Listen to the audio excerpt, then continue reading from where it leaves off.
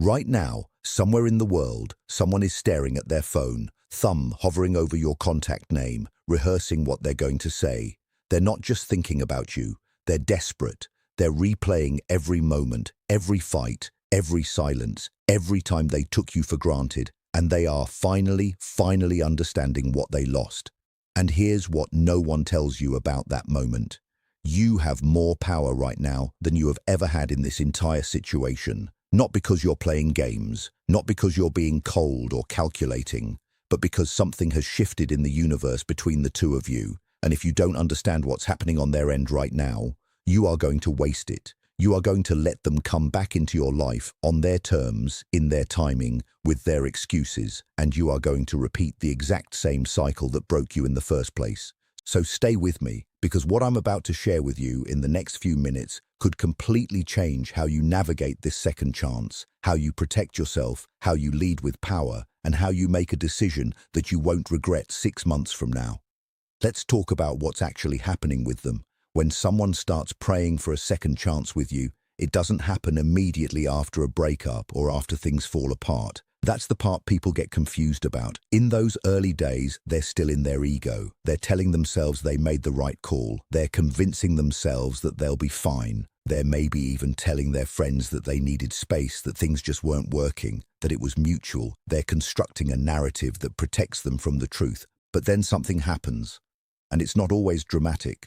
Sometimes it's something as simple as seeing a place you used to go together. Sometimes it's a song that plays in the middle of a grocery store that hits them in the chest like a fist. Sometimes it's watching someone else laugh the way you used to laugh and realizing in that moment that they have not laughed like that since you left. Sometimes it's a bad day, the kind of bad day where everything goes wrong and the first person they want to call is you, and they reach for their phone before they even realize what they're doing, and then they stop, and the weight of what they gave up crashes into them all at once. That is the moment the praying begins. And I need you to understand what that prayer actually looks like. It's not always loud. It's not always desperate texts or late-night calls, though sometimes it is. Sometimes it looks like them liking a post you made 3 weeks ago at 2 in the morning. Sometimes it looks like them asking a mutual friend how you're doing in a way that's a little too casual to be casual. Sometimes it looks like them suddenly being present in a space they never used to be in, whether that's social media, a gym you both go to, a group chat that's suddenly more active on their end. They're circling you. They're looking for a signal, any signal, that the door is still open, even just a crack. And the reason they're doing this instead of coming to you directly is because they are terrified. Here's something that nobody talks about when it comes to people who want a second chance. Their fear is not the same fear that you had when things were falling apart. Your fear was the fear of losing them, the fear of not being enough, the fear of not being loved back. Their fear is different, and in some ways it's worse. Their fear is the fear of rejection from someone they already had. It's the fear of coming to you with their heart open and having you look at them and say, "I don't want this anymore," because that would confirm everything they've been trying not to think about, which is that they made a mistake they can't undo, that they let something real go, that they don't deserve another shot. That fear is what keeps them from coming to you directly. And that fear is actually information that you need to use wisely. Now, I want to ask you something, and I want you to really sit with it before you answer. What do you actually want? Not what you think you're supposed to want. Not what you want right now in this moment when the wound is still fresh or the silence is still loud. But what do you want when you strip away the nostalgia, the loneliness, the familiar comfort of what you used to have, and you sit in the honest truth of what that relationship actually was? Because here's where people go wrong. They hear that someone wants them back, and they feel this immediate rush. It feels like validation. It feels like finally they saw it. Finally they woke up. And that rush can make you confuse the feeling of being wanted with the feeling of things actually being different. Those are not the same thing. Being wanted is about them. Things being different is about both of you, and it requires evidence, not just emotion. So before you even begin to navigate this, you need to get honest with yourself about 3 things. First, what actually broke this? Not the surface argument, not the thing that happened the day everything fell apart, but the real reason, the pattern underneath the problems. Because if you don't identify that pattern, if you can't name it clearly, then a second chance is just a repeat with better intentions. And good intentions without changed behavior is not a foundation, it's a wish. Second, did they show you who they were consistently, or did you spend the whole relationship loving who you hoped they would become? This one is hard to sit with because most of us don't want to admit that we were holding on to potential instead of reality. But if the person you loved was mostly a projection, if the good days were so rare that you held onto them like lifelines, if you were constantly managing their moods, excusing their behavior, shrinking yourself to keep the peace, then what exactly are you considering going back to? The dream of them or the reality of them? Third, have you healed enough to enter this differently? Because if you go back while you're still carrying the wounds from what they did, you will bring that damage into the new version of the relationship, and you will either punish them for it when they don't deserve it, or you will silence yourself about it when you do deserve to speak. Neither of those is sustainable. Neither of those is fair, to you or to them. Okay, you've sat with those questions. Now let's talk about what you actually do with someone who's praying for a second chance. The first thing you do is nothing. Not nothing because you're playing a game. Not nothing to punish them or make them suffer. Nothing because you need information before you make a move, and information takes time to show itself. This is where most people lose their advantage without realizing it. They feel the pull toward the person. They feel the warmth of the idea of reconciliation, and they reach out, or they make themselves too available too fast, or they have a conversation that goes beautifully, and then they jump in with both feet before they've seen any real change. And then 3 weeks later, 2 months later, 6 months later, they're back in the same position, except now the wound is deeper because they went back and it still didn't work. Patience in this moment is not passive. Patience in this moment is strategic. It gives you time to watch their behavior without the noise of your own eagerness distorting what you're seeing. Watch what they do. Not just what they say. Do they show up consistently, or do they appear in bursts of intensity and then go quiet again? Do they take accountability when you have hard conversations, or do they deflect, minimize, bring up your flaws when their flaws are being discussed? Do they put effort into you without being asked, or is everything transactional, only showing up when they want something, only being kind when they're trying to earn their way back in? Do they respect your pace, or do they pressure you when you take time to think? Because someone who genuinely wants to be better will give you the space to decide. Someone who just wants the discomfort of the breakup to be over will push you toward yes before you're ready. Behavior over time is the only reliable data you have. Everything else is just good sales. Now let's talk about the conversation. At some point, if you're open to exploring this, there needs to be a real one. Not a surface conversation about how much they've missed you. Not a nostalgic night that reopens the connection without addressing what went wrong. A real conversation. And in that conversation, there are certain things that need to be said, and there are certain things that need to be heard, and the order matters. They need to go first. Not because you don't have things to say, but because what they lead with tells you everything. If the first thing they do is tell you how much they've been hurting, how hard these months have been for them, how much they've missed you, they are still centering themselves in a story that is also about you. That's not a bad sign on its own, but it should not be where they end up. What you're listening for is whether at any point they make the turn.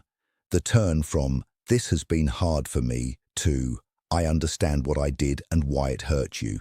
That turn is the difference between someone who wants you back because they feel bad and someone who wants you back because they've actually looked at themselves. If they make that turn and they make it without prompting, without you having to drag it out of them, without it feeling like a performance, that is a genuinely good sign. If they can tell you what they did, why they did it, what they understand about the impact it had on you, and what's actually different now, not just what they plan to do differently, but what work they've done internally, that is someone who has used the time to grow.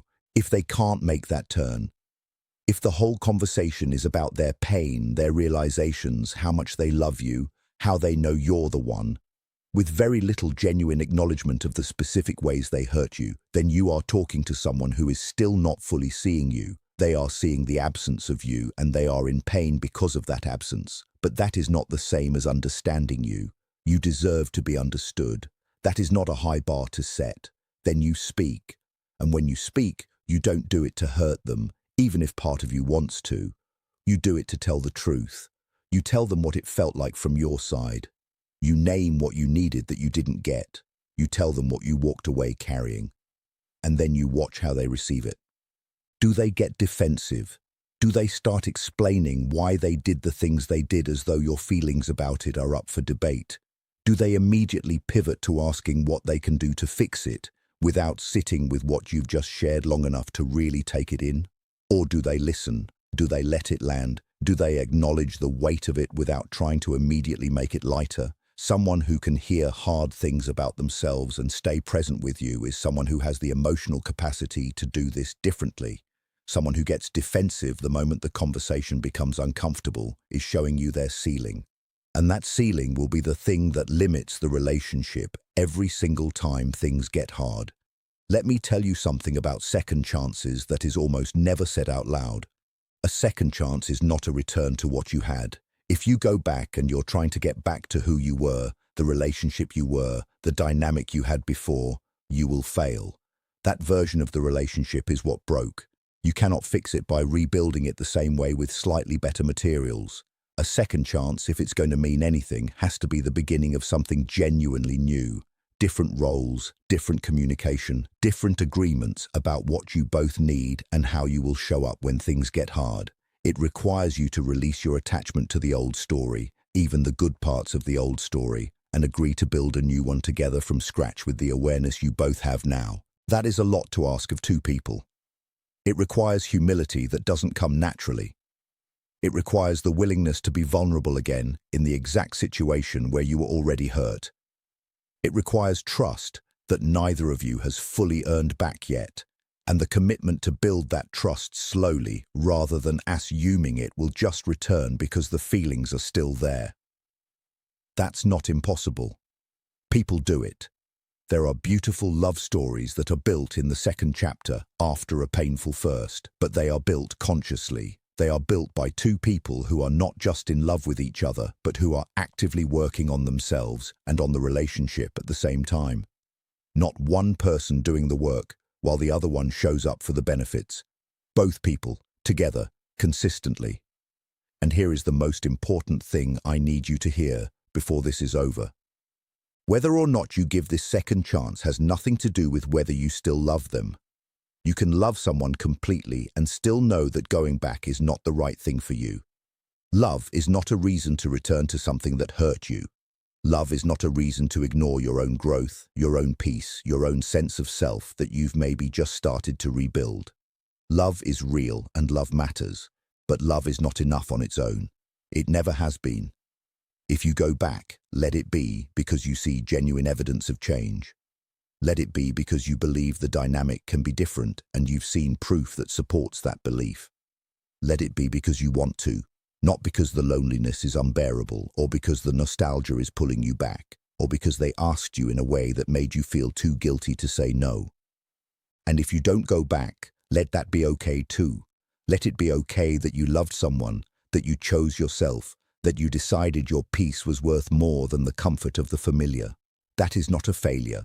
That is one of the hardest and most self-respecting decisions a person can make, and it does not mean you didn't love them enough. It means you love yourself enough, and that might be the most important love story of all. Because here's what I know about you just from the fact that you're here, watching this, trying to understand this situation instead of just reacting to it. You are thoughtful. You care about doing this right. You are not someone who makes decisions lightly when it comes to your heart. And that is rare, and that is worth protecting.